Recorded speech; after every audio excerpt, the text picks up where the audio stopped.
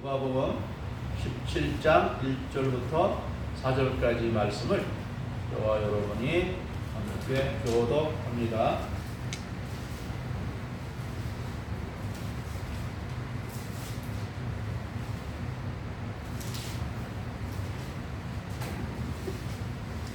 예수께서 제자들에게 이르시되 실족하게 하는 것이 없을 수는 없으나 그렇게 하게 하는 자에게는 화로다. 그가 자기 중에 하나를 실족하게 할진대 차라리 자들이 그 목에 매어 바다에 둔 것이 나으리라. 너희는 스스로 조심하라. 만일 내 형제가 죄를 범하거든 경고하고 회개하거든 용서하라. 만일 하루에 7번이라도 내게 죄를 짓고 7번 내게 돌아와 내가 회개하노라 하거든 너는 용서하라 하시더라. 아멘. 우리 본문의 말씀으로 실족하지 않는 믿음이라는 제목으로 말씀을 드립니다. 우리도 가끔 실족이라는 말을 사용하죠. 실족이란 발을 헛디딘다는 이런 말이죠. 우리 특별히 산에 등산하는 사람들은 가장 조심할 것이 바로 실족이죠. 실족. 며칠 전에 뉴스 들으니까 등산하던 사람이 실족해서 발을 헛디뎌서 낭떠러지로 떨어지는 바람에 사망했다는 그런 뉴스를 들은 적이 있습니다. 오늘날 우리 도로는 잘 닦여져서 이렇게 실족할 염려가 별로 없죠. 옛날 도로는 막 물퉁물퉁하고 옆에 물이 흐르는 하천도 있고 그래가지고 잘못하면 넘어지기도 하고 돌뿌리에 걸려서 넘어지기도 하고 그런 적이 많이 있었던 것 같아요. 그런데 요즘은 도로가 잘 닦여져서 우리나라는 그런 경우는 없는데 이 계단을 오르내릴 때 우리는 조심해야 돼요. 계단을 오르내릴 때 우리 집사람이 계단에서 실족하는 바람에 넘어졌는데 이 실족한다는 거 발을 헛디딘다는 뜻인데요. 그래서 이것의 헬라어 말은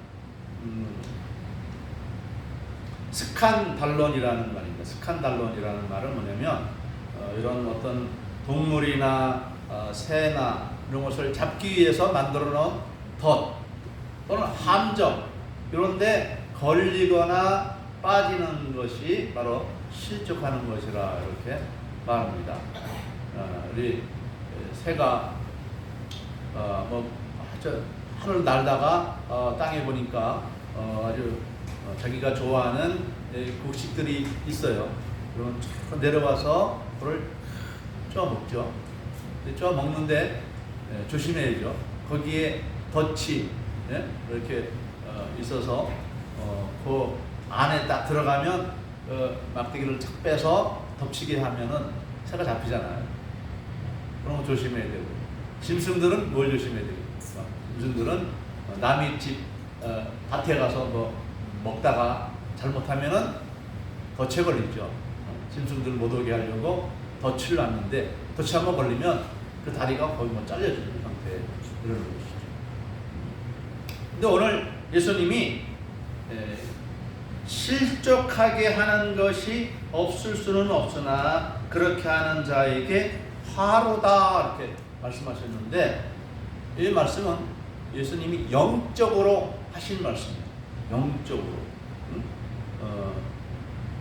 예를 들자면 우리가 창세기 3장에서 보면 하나님이 우리 조상 아담과 하와를 만드시고 에덴 동산이라는 아주 아름다운 동산에서 아무 걱정 의심 없이 먹고 마시는데 일할 수고도 할 필요가 없는 그런 아주 아름다운 에덴 동산을 만들어 두셨는데 그 에덴 동산에는 생명나무라는 그 나무가 있고 또 선악과라는 나무가 있어요.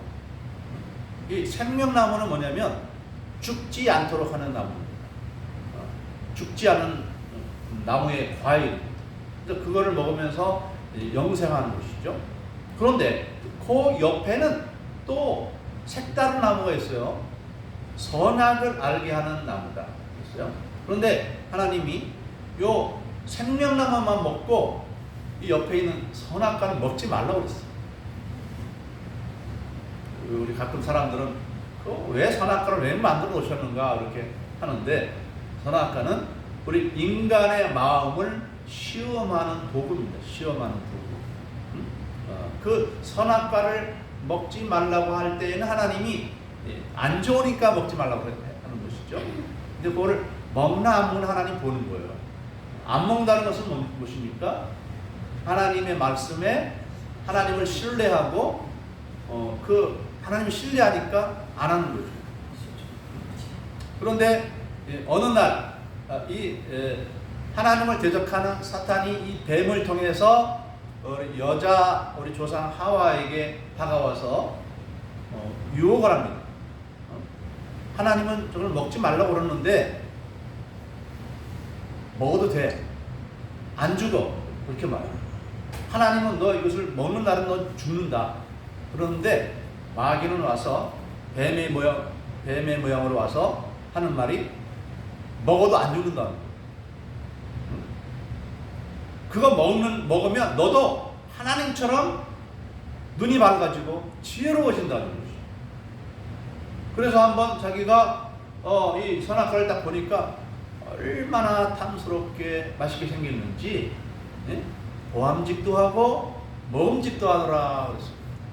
우리 잘 익은 과일 보면 사과나 배나 그거 보면은 어떤 마음이 듭니까?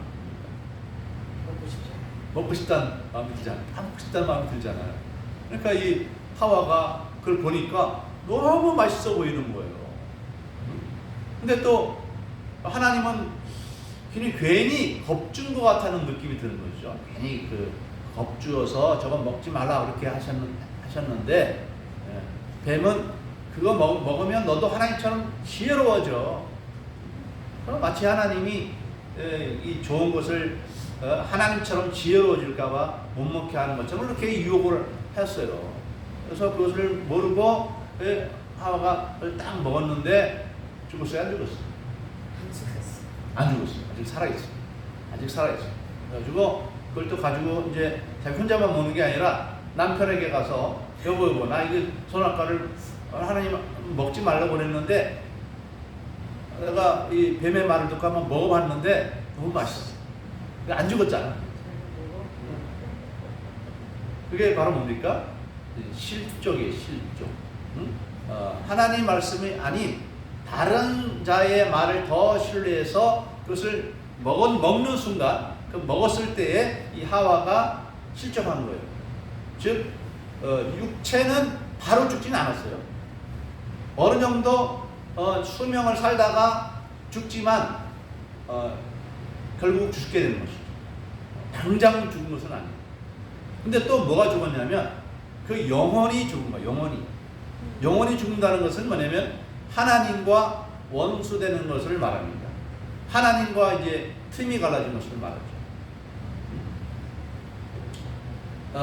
하나님과 원래는 우리 아담과 하와는 사랑의 관계였는데, 하나님은 창조주시고 부모시고 또 우리 아담과 하와는 하나님의 형상을 따라 지음받은 새 생명인데, 하나님과 이 부모와 자식과의 관계처럼 사랑의 관계였는데 이 관계 깨뜨려 버린 것이죠. 그래서 아담과 하와는 이 선악과를 먹고 난 다음부터는 하나님과 원수된 관계에 빠지는 것인데, 이게 바로 실족하는 것이죠. 실족하는 것. 하와가 먼저 마귀가 실족하게 해서 실족을 당했고, 그 다음에 자기가 또 아담한테 가서 실족하게 한 거죠. 실족을 당했고 또 실족을 하게 한 것이죠. 그래서 오늘 예수님이 하실 말씀이 그런 말입니다. 실족하게 하는 것이 없을 수는 없다. 살다 보면은 실족하게 하는 일들이 많이 있다라는 것입니다. 그런데 그렇게 하는 자에게는 화가 있다 라고 말씀하면서 2절에 말합니다. 그가 이 작은 자 중에 하나를 실족하게 할진대 차라리 연자 맷돌이 그 목에 매어 바다에 던져지는 것이 나으리라 했습니다. 그래서 예수님이 말씀을 가르치실 때에 어떤 아이의 어머니들이 자기 아이를 데리고 예수님께로 나왔습니다. 그래서 예수님께로부터 축복의 안수 기도를 받기 위해서 자기 아이들을 데리고 왔는데 거기에는 우리 어른들만 다 모여서 지금 예수님 말씀에 주의를 기울이고 말씀 듣고 있는데 그 젊은 아주머니들이 자기 아이들 데리고 오는데 얌전하게 옵니까? 아이들이 그냥 막 소란스럽고 막 아이들은 잠시도 가만히 안 있죠. 아이들 노는 거 보면 잠시도 가만히 있어요. 그냥 뭐 말 계속 막 말하고 시끌벅적합니다. 그러니까 이제 우리 예수님의 제자들이 안 돼요, 안 돼. 여기 아이들을 못 옵니다. 이렇게 딱 나갔더니 예수님께서 발을 내셨어요. 그러면서 어린아이들이 내게 오는 것을 막지 말라. 오히려 제자들을 생명을 하고 그 아이들을 예수님이 하나하나 다 안아주시면서 머리에 축복해 주시고 그리고 돌려보냈어요. 예수님이 왜 그렇게 그 제자들에게 화를 냈는가? 그 제자들이 아이들이 예수님께 오는 것을 막는 것은 그 아이들과 그 아이들의 어머니들을 실족하게 할 수 있는 행동이기 때문에 그렇습니다. 실족하게 할 수 있잖아요. 자, 우리 어머니들은 우리 예수님이 아이들을 사랑하는 줄 알고 있는데 그래서 그것 때문에 지금 예수님께로 지금 자기 자녀들을 데리고 오는데 지자들이 막을 못 오게 해요. 그 거절감, 그 거절감이 상처가 얼마나 크겠습니까? 그러면 다시는 이 아이 엄마들은 예수님에 대한 아주 나쁜 감정을 가지고 있을 거 아니에요. 그렇죠? 그리고 이 아이들도 역시 마찬가지. 아이들도 역시 그 아이 때에 그 예수님으로부터 거절을 당했을 때, 거절을 당하고 꾸지람을 당했을 때 그 기억이 날 거 아니에요. 예수님과 예수님 제자들은 나 아이 때 나를 막 물리쳤어 하는 이런 마음이 심겨지면 이 아이는 어른이 돼서도 예수님에 대한 이 거부감이 있을 거 아니겠어요. 오늘날도 보면 이 기독교인들에게 또는 목회자들이나 뭐 장로나 권사님들에게 마음의 상처를 받은 사람들은 교회 잘 안 오죠. 그 상처 때문에. 그걸 바로 실족이라고 하는 거죠. 근데 이 세상에서 보면 이런 실족하게 하는 일들이 사실 많이 있죠. 많이 있는데 그 실족하게 한다는 것이 그래서 얼마나 이것이 큰 죄가 되느냐. 예수님이 오늘 말씀에 표현하시기를 비록 아이들 하나라도 어린아이 하나라도 실족하게 하는 것은 그 죄가 어떤 그 어떤 벌을 받아야 되느냐. 연자 맷돌을 목에 메고 바다에 빠뜨려지는 그런 것보다 더 큰 죄라는 것이죠. 옛날에 형벌 중에는 이렇게 아주 그 중한 죄를 범한 사람들의 경우에는 이 목에다가 무거운 쇳덩어리를 달아가지고 바다 깊은 데다 던지는 거죠. 그러면 아무리 수영을 잘해도 못 살아나잖아요. 그만큼 실족하게 하는 것은 큰 죄라는 것입니다. 그래서 우리 그리스도인들은 다른 사람들을 실족하게 하는 일을 하지 말아야 된다 하는 그런 말씀입니다. 실족하게 하지 말아야 된다.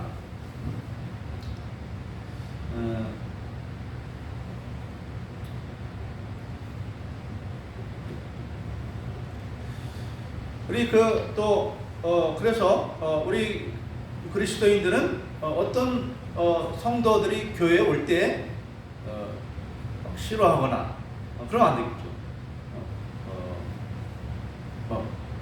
무관심하거나 불쾌하게 행동하거나 이러면 안 되겠죠. 환대를 해야 되겠습니다. 환대. 한 영혼이 주님께로 올 때 그 사람이 비록 뭐 아이든지 노인이든지 장애인이든지 또 외국인이든지 다 우리 눈에 마음에 드는 사람만 오지는 않을 거 아니겠습니까? 그때는 막 그 냄새 나는 사람도 올 수 있어요. 그러면 막 찡거리고 이거 왜 왔나 이런 사람이 이럴 수도 있잖아요. 하여튼 우리는 예수 믿으려고 하는 사람들에게 실족하게 하는 일이 있어서는 안 되겠죠. 또 우리는 불신자들에게도 실족하지 않도록 우리가 주의해서 행동해야 되겠죠. 우리가 어떤 다른 사람들에게 말을 또 실수하는 경우가 있지 않겠습니까? 그래서 우리 예수 믿는 사람들은 말을 항상 온유하게 해야 되죠. 같은 말이라도 온유하게 해야 됩니다. 거칠게 말하거나 하면은 그 사람이 상처를 받고 물론 그 사람이 또 믿음이 약한 사람일 경우도 있죠. 믿음이 약한 사람일 경우도 있고 안 믿는 사람일 경우도 있어요. 그래서 우리 그리스도인들은 온유한 말로 선대해야 될 것입니다. 또 둘째로는 내가 실족당하지 말아야 되겠죠. 이 하와가 뱀에 의해서 실족을 당했죠. 그럼 우리도 역시 우리를 실족하게 하는 역사가 있을 수 있습니다.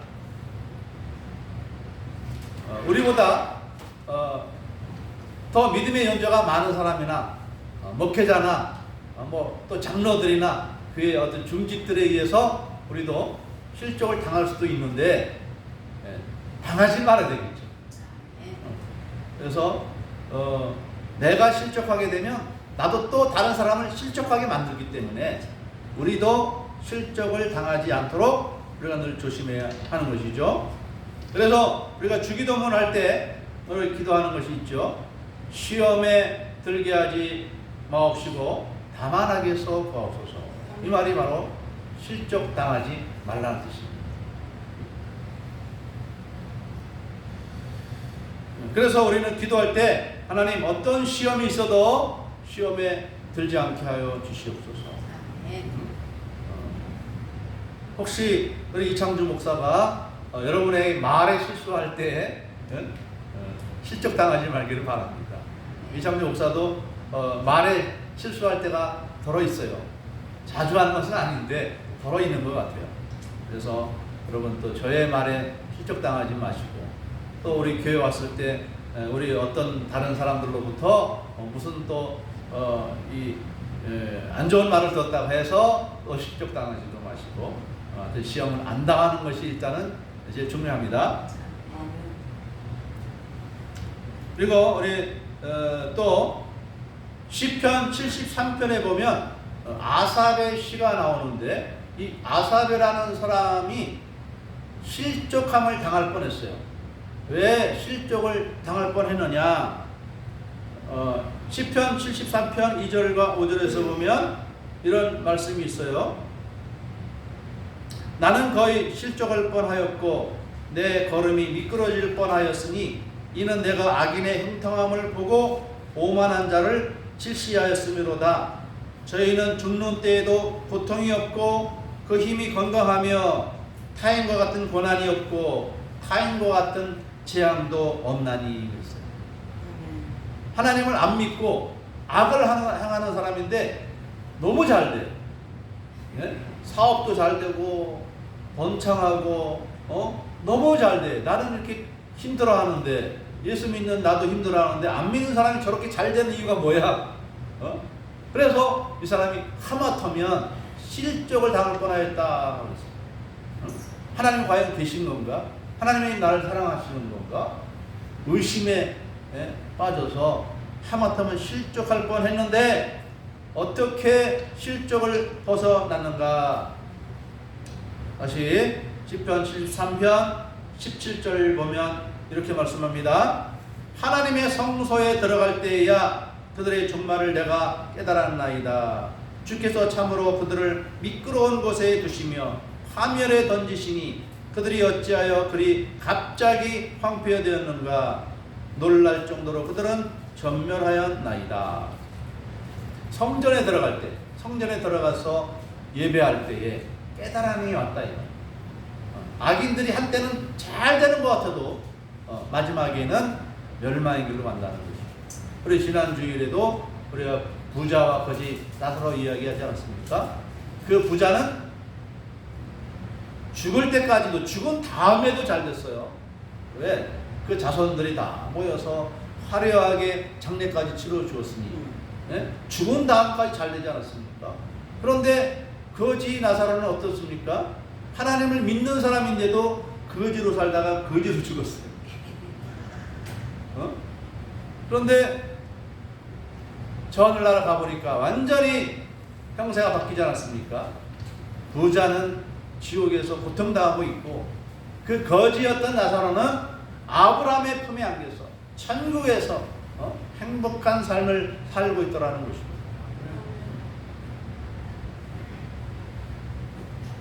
육체가 죽는 것은 그냥 뭐 누구나 다 죽으니까, 건강한 사람이든 건강하지 못한 사람은 다 죽잖아요. 좀 빨리 죽고 늦게 죽는 것 차이지 안 죽는 사람 없어요. 다 죽잖아요. 그런데 영원히 죽는 것은, 이것은 심각한 것입니다. 영원히 죽어서 어느 이단의 말처럼 영원이라는 건 아예 없다면, 영원이라는 게 아예 없거나 사라지는 것이라면 아무런 문제가 안 되는데, 그 영원히 지옥에서 영원한 형벌을 당한다는 거. 그 부자는 지금도 지옥에서 고통을 당한다는 거. 이거 얼마나 끔찍한 일입니까? 육체의 생명이야 아무리 길어도 100년 이하지만, 영혼의 생명은 죽지 않는 그 영원한 생명의 기간인데, 그 세월을 소망 없이, 언제 끝날지 모르는 소망도 없이 이 지옥에서 고통당하는 것은 끔찍한 것입니다. 그래서 예수님이 실족하게 하지 말고 실덕당하지 말라고 말씀하는 거예요. 단순히 내가 종교 하나를 잃어버리는 것이 하는 정도가 아닙니다. 내 영원히 멸망에 이르는 것이고, 또 실족하게 하는 것은 한 영혼을 영원히 고통에 빠뜨리는 것이기 때문에 절대로 그런 행동 하지 말라는 것이죠. 그리고 또 예수님이 이런 말씀도 하셨어요. 마태복음 11장 6절에 누구든지 나를 인하여 실족하지 아니하는 자는 복이 있도다 그랬습니다. 예수님이 하나님의 아들인데, 하나님의 아들이면 능력을 발휘해야지 왜 십자가 못 박혀 죽으시는 거야? 그것만 보면 우리가 오해할 수 있잖아요. 실족할 수 있잖아요. 그런데 그 예수님은 십자가에 죽으셨다가 사흘 만에 다시 살아났죠. 그게 능력이죠. 십자가에 죽으신 것은 약해서 죽으신 것이 아니죠. 예수님은 물고기 2마리와 떡 5덩어리를 가지고 5,000명을 먹이는 이적을 해냈어요. 또 죽었던 나사로, 완전히 몸이 상해서 부패하는 냄새가 날 정도의 그 죽은 사람도 예수님이 살려내셨어요. 예수님은 능력의 하나님이십니다. 예수님이 십자가에 죽으신 것은 능력이 부족해서 십자가에 죽으신 것이 아니라 우리들의 죄를 용서해 주시고, 우리 아담과 하와의 이 죄가 우리 모든 인류에게 미쳤지 않습니까? 그래서 그 죄 가운데서 건져주시는 것이 구약 때에는 어린 양 제사였어요. 이미 선악과를 먹었으니 어떡합니까?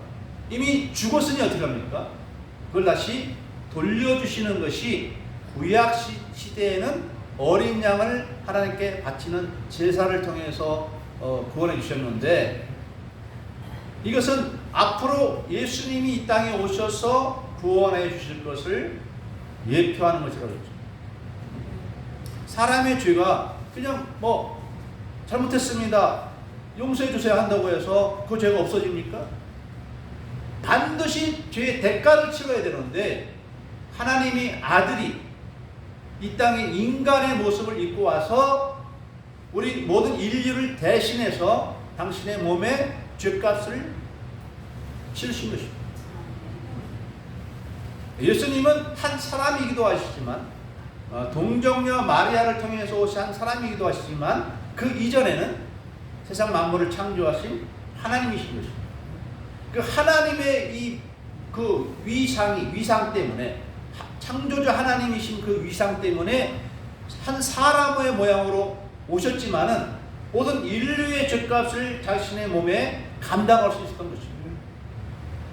만약에 예수님이 하나님의 아들이 아니라고 한다면 그가 하나의 이스라엘 백성들 중에 있었던 한 청년의 죽음이라고 한다면 그 한 사람의 죽음이 어떻게 우리의 죄를 사올 수 있겠습니까? 그래서 반드시 우리는 예수님이 하나님의 아들이신 것을 믿어야 하는 것입니다. 이 믿는 믿음의 상태에서 우리가 예수 그리스도를 구주로 믿으면 어차피 우리 인간은 우리 조상의 이 DNA 때문에, 원죄 때문에 죄를 안 지을 수 있는 사람이 없어요. 죄를 이 세상에서 하나도 안 짓고 살아가는 사람이 어딨습니까? 난 예수님 믿지 않아도 죄 하나도 없이 살아가고 있어. 그런 사람들이 있습니까? 물론 좀 착하고 온유한 사람들이 있죠. 그래도 하나님이 보실 때에는 다 죄인입니다.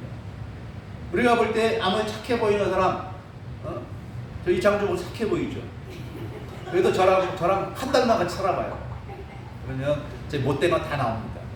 아무리 착해 보이고 좋은 사람이라도 가까이 가보면 다 허물이 있고 실수하고 성격도 다 좋을 때만 좋았지, 그것이 또 안 좋을 때는 안 좋게 보입니다. 그렇기 때문에 우리 인간은 원죄에 있는 것이에요. 죄가 없는 사람은 없어요. 다 있어요. 다 똑같아요.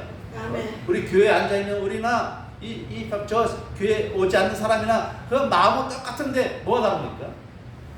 우리는 우리 죄가 뭔지 이제 알고 회개하는 것입니다. 언제 우리 죄가 있는 줄 압니까? 하나님 말씀에 보니까, 십계명 보고 세계명 보니까, 또 성경 말씀이 있다 보니까 우리는 죄인이라는 거예요. 죄인. 그래서 우리는 이 예수님으로 말미암아 실족하지 말아야 되고, 반대로 우리는 예수님을 믿음으로 말미암아 구원을 받아야 됩니다. 구원. 실족에 만드는 것입니까? 구원. 지금 우리 예수 믿지 않는 사람들은 다 어떤 상태에 있어요? 실족한 상태에 있는 거예요. 그런데 이 복음을 듣고 예수님 믿을 때 구원의 길로 나온 것입니다.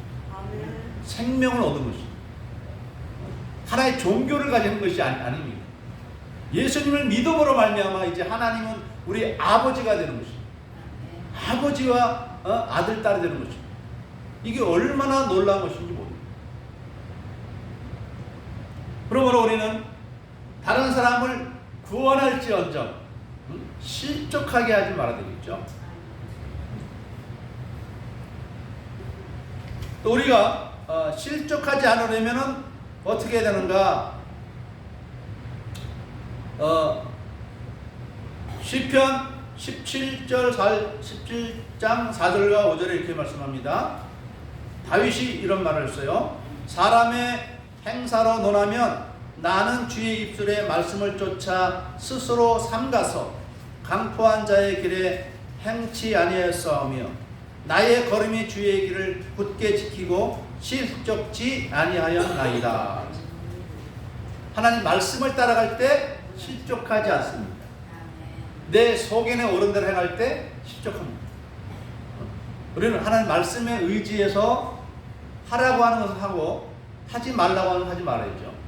자, 우리 조상 아담과 하와가 그 대표적인 모범을 보였어요. 하나님 말씀대로 행했으면 생명나무가 이렇게 염소가 왔을 텐데 하나님이 먹지 말라는 거 그렇게 먹고 말았어요. 이게 한 대표적인 예인 것입니다. 오늘 우리들에게는 어떤 말씀이 주어졌습니까? 주 예수를 믿어라. 아멘. 그리하면 너와 내 가정이 구원을 얻으리라. 하나님이 세상처럼 사랑하사 독생자를 주셨으니 저를 믿는 자마다 멸망치 않고 영생하리라 되어 있어요. 예수님을 믿으라고 하는 것이 명령이에요. 어떤 명령입니까? 실족한 상태에서 구원의 길로 나오는, 생명으로 나오는 구원의 말씀입니다. 이것을 반드시 우리는 지켜야 되는 것이에요. 어떤 사람들은 예수님 안 믿어, 난 부처 믿는데, 부처 믿음이나 우리랑 똑같아요. 아담과 하와의 DNA를 받아서 실족되어 있는 상태에 있습니다. 단순히 사람이 목탁두들 가만히 이렇게 명상하고 나쁜 생각 안 한다고 해가지고 그것이 구원이 아닙니다. 하나님과 이 원수된 관계가 회복되는 것이 구원이에요. 그렇기 때문에 우리는 내 마음대로 지금까지는 마음대로 살았을지 모르겠지만 우리는 이제부터는 말씀대로 살아야 됩니다. 복음을 믿고 십계명을 행해야 돼요. 십계명 뭐 하지 말았습니까? 제1계명에 나 외에는, 하나님 외에는 다른 신들을 잊게 하지 말라고 했어요. 하나님이 시기심이 많아서 그런 게 아닙니다. 단순히 질투심이 많아서 그런 것이 아닙니다. 부처님은 창조주가 아닙니다. 피조물입니다. 공자도 피조물이지 창조주가 아닙니다. 우리 성경에 보면 이 아브라함, 다윗, 노아 이런 사람들은요 공자님, 부처님보다도 1000배, 100배 더 훌륭합니다. 그렇다고 해서 그분들 믿지 않습니다. 아무리 훌륭한 사람이라 해도 그 사람이 우리를 구원해 줄 수가 없어요. 오직 하나님만이 우리를 구원해 줄 수 있기 때문에 우리는 하나님이 주신 말씀을 굳게 붙들 때에 우리가 실족하지 않게 되는 것입니다. 그리고 우리는 반대로 이 실족한 사람들을 건져줘야 되죠. 또 실족하려는 사람들을 실족하지 않도록 도와줘야 됩니다. 그래서 오늘 말씀에서 3절과 4절에서 오는 말씀이 있죠. 자, 우리 3절과 4절, 3절 읽겠습니다. 3절. 이 공경절 한번 읽겠습니다. 3절 읽겠습니다. 시작. 너희는 스스로 조심하라. 만일 내 형제가 죄를 범하거든 경고하고 회개하거든 용서하라. 자, 내 형제라고 하는 것은 예수 믿는 우리 같은 성도를 말합니다. 우리 성도가 자꾸 믿음을 떠나서 죄악의 길로 간다. 십계명 어기는 길로 자꾸 살아간다. 그럴 때 어떻게 하라고요? 경고에 붙잡아주라 이 말이에요. 그래 잘 가. 너 그렇게 죄 짓다가 실족 당해. 이것은 사랑이 아니잖아요. 실족 당하려고 하는 사람이 있으면 우리가 권면해주고 위에서 기도해주고 하라는 말씀입니다. 그런데 또 4절입니다. 4절도 함께 읽어보겠습니다. 시작. 만일 하루에 7번이라도 내게 죄를 짓고 7번 내게 돌아와 내가 회개하노라 하거든 너는 용서하라 하시더라. 아멘. 우리에게 죄를 지은 사람 여러분 몇 번이나 용서해 주십니까? 여러분에게 죄를 지은 사람 막 피가 거꾸로 돌도록 그렇게 막 나를 하여금 분노하게 한 그런 원수, 그 원수가 물론 회개하는 것이 일단 중요해요. 회개하는 것이 중요해요. 회개도 안 하는데 용서할 수가 없잖아요. 그렇지만 회개하면은 7번이라도 용서해주라. 드라마에서 보면은 나 용서해줘 그런데도 용서 안 해주는 사람들이 있더라고요. 드라마에 보면은 끝없이 안 되잖아요. 네. 어떤 사람은 나는 마음이 너그러우니까 3번까지는 용서해줘. 그 이상은 용서 못해. 대부분 그렇죠. 어떤 사람이 나한테 똑같은 실수, 똑같은 잘못, 똑같은 나쁜 짓을 하면 한 번은 참죠. 그죠? 웬만하면 저 사람이 갑자기 왜 눈이 삐었나? 갑자기 왜 저렇게 미친 짓을 할까? 이렇게 한 번은 참아줄 수 있는데 2번, 3번 하면은 그때는 이렇게 해가지고 머리가 이렇게 돌아가지고 이 용서가 잘 안 되는 거죠. 여러분의 가정이나 여러분 개인의 어떤 마음에 큰 상처를 준 사람이 있으면 사람이 생각이 나가지고 막 가만히 있어도 막 생각이 떠오르면서 막 미워지고 그러잖아요. 저놈만 안 있으면 내가 이렇게 지금 고생 안 할 텐데. 그래서 이렇게 막 누구를 원망할 수 있어요. 근데 잘못했다고 말하면 용서해줘라. 7번이든지 용서해줘라. 이거는 우리가 예수 믿고 구원받는 건 똑같아요. 우리 예수 믿고 구원받았다고 해서 죄 안 짓습니까? 예수 믿고 구원받았어도 그런 죄를 많이 져요. 나도 모르는 사이에 죄를 짓습니다. 나도 모르는 사이에 막 화를 내고 신경질을 내고 미워하기도 하고 욕심을 마음에 품기도 하고 미워하기도 하고 성경에 미워하지 말라고 그랬잖아요.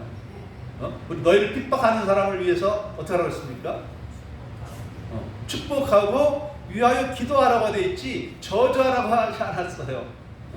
근데 우리는 막 욕도 하고 그러잖아요. 그래서 우리는 이런 마음에 이런 우리에게 잘못했다고 하는 사람이 있으면 7번이라도 8번이라도 용서해주라. 우리도 죄를 많이 짓지만 죄를 질 때마다 우리는 하나님 앞에 가서 용서해주세요 그러면 하나님이 어떻게 됩니까? 용서 못해 그럽니까? 그러지 않죠. 우리가 수십 번 수백 번 우리 또 회개할 수밖에 없어요. 왜? 제가 예수 믿는 것이 지금 50년이 넘었는데도 50년이 넘었으니까 웬만한 말씀들이 다 지키죠. 그래도 잘 안 되는 부분이 있어요. 마음에 불쑥불쑥 올라오는 미움이나 욕심은 잘 해결이 잘 안 되죠. 표출은 잘 안 할지 모르겠지만은 이 마음 속에 있는 이런 나쁜 생각은 어떻게 합니까? 그래서 늘 끊임없이 하나님 앞에 회개할 수밖에 없습니다. 회개를 안 하면 어떻게 됩니까? 회개를 안 하면 믿음이 안 자라요. 예수님은 어차피 다 용서해 주신 건 뭘 일일이 다 회개해야 되나? 다 아실 텐데 이러면 안 돼요. 우리가 용서를 하나님 앞에서 내가 잘못한 거 말씀의 거울에 비춰보면서 이거 잘못했습니다 이렇게 회개를 해야 그나마 내가 그 다음에도 좀 조심하게 되고 조금씩이라도 내가 그 죄에서부터 멀어지지. 그거 괜찮아 그렇게 해버리면 이 발전이 안 이루어지는 것입니다. 그래서 우리는 구원파 이단을 멀리해야 되는 것이 그 이유 때문입니다. 박옥수 막 집회 하잖아요. 그 박옥수 목사님이 훌륭한 건 사실인데 회개하지 않아도 된다는, 회개 안 해도 된다는 거예요. 죄를 짓고도 회개 안 해도 된다는 거예요. 한 번만 딱 하면 끝이래. 한 번만. 그거 아닙니다. 우리는 구원받기 위한 회개는 딱 한 번만 필요하지만 우리가 말씀대로 살지 못해서 짓는 죄에 대해서는 날마다 회개해야 되는 것입니다. 그런데 저도 날마다 회개하다 보니까 회개할 것이 줄어들어요. 예전에는 회개할 것이 이만큼 있었는데 지금은 회개할 것이 이만큼밖에 없어요. 이게 감사한 거죠. 그러니까 마음이 늘 편안하고 양심의 가책이 없고 늘 행복한 것입니다. 하여튼 우리는 첫째로는 남을 실족하게 하지 말자. 그리고 나도 실족 당하지 말자. 또 실족 당하려는 사람이 있으면 실족 당하지 않게 도와주고 더 나아가서는 실족의 상태에서 살고 있는 영혼들을 위해서 우리가 끊임없는 사랑과 용서를 베풀어야 되겠죠. 이러한 설교로 말미암아 실족 당하지 않고 실족 당한 사람들을 건져주고 또 실족해야 하지 않는 그런 여러분들이 되시기를 주님의 이름으로 축복합니다. 기도하겠습니다. 사랑의 하나님, 자비하신 주님, 우리로 하여금 실족함의 상태에서 건져주신 우리 하나님께, 우리 주님께 감사와 영광을 돌립니다. 우리가 이제 구원을 받았으니 실족당하지 않게 하여 주시옵고 또한 실족한 사람들을 실족한 상태에서 건져주는 우리가 되게 하여 주시옵시고 그 어떤 작은 한 사람에게도 실족해 만드는 일이 없도록 하나님 아버지 우리가 실수하지 않도록 항상 우리의 말과 행동에 주의할 수 있도록 도와주시옵소서. 우리 주님 예수님의 이름으로 간절히 기도드리옵나이다. 아멘. 말씀을 생각하며 찬송 부릅니다.